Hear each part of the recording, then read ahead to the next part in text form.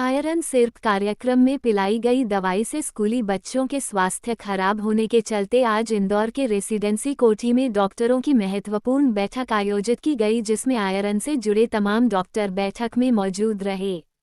इस दौरान राष्ट्रीय बाल अधिकारियों संरक्षण आयोग डॉक्टर दिव्या गुप्ता ने बताया कि आयरन डेफिशिएंसी को लेकर बच्चों को दवाई पिलाई जा रही है, जिसमें 5 बच्चों का स्वास्थ्य खराब हो गया था, जिसमें एक बच्चे की हालत गंभीर हो गई थी।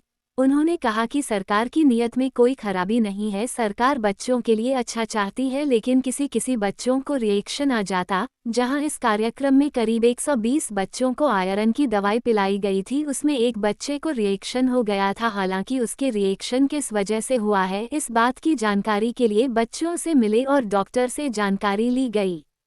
डॉक्टर दिव्या गुप्ता ने कहा कि इस कार्यक्रम में कोई व्यवधान नहीं आना चाहिए। हम इस कार्यक्रम को साइंटिफिक बनाकर एनीमिया को डाटा कलेक्शन कर सुधार करना चाहते हैं। इस बारे में बैठक में भी चर्चा की गई।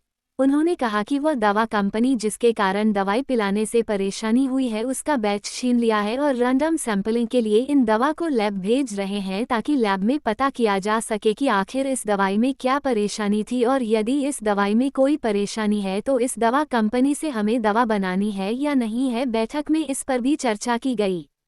गौरतलब है कि इंदौर के छोटा बांगड़ादा क्षेत्र स्थित शासकीय माध्यमिक विद्यालय में बच्चों को आयरन की दवाई पिलाई गई थी। इसके बाद 5 बच्चों को बुखार के साथ उल्टी के लक्षण देखे गए थे, जहां आयरन सिर्फ पीने से एक बच्चे को गंभीर स्वास्थ्य की शिकायत आई थी। इंदौर से कमल किशोर की रिपोर्ट। इस तरीके से रैशेस आए, उसके बाद आपने संज्ञान भी लिया, छात्र से मिले भी, आज बैठक भी की है अधिकारियों के साथ, क्या कुछ निकल कर आया?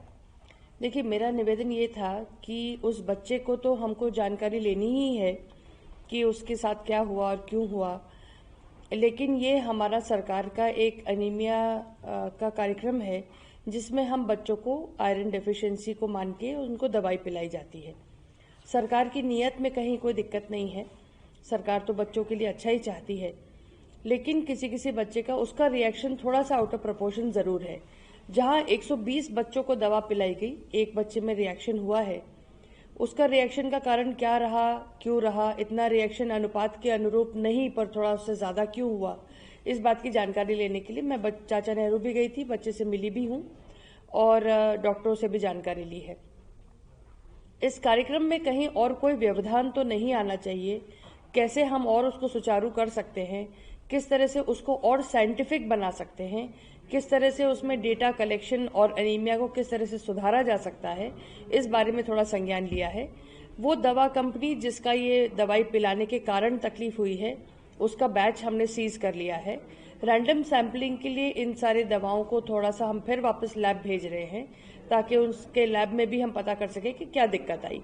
वापस इस दवा कंपनी से हमको बनवाना है या नहीं बनवाना है, इसके बारे में भी हम संज्ञान लेंगे। बड़ी खबरों से अपडेट रहने के लिए देखते रहिए खबर की खोज, क्योंकि हम आपको रखते हैं खबरों से अपडेट। साथ ही खबरों को सबसे पहले देखने के लिए हमारे चैनल को लाइक करें, शेयर करें, सब्सक्राइब करें और खबरों की नोटिफिकेशन के लिए बेल आइकन दबाना बिल्कुल न भूलें।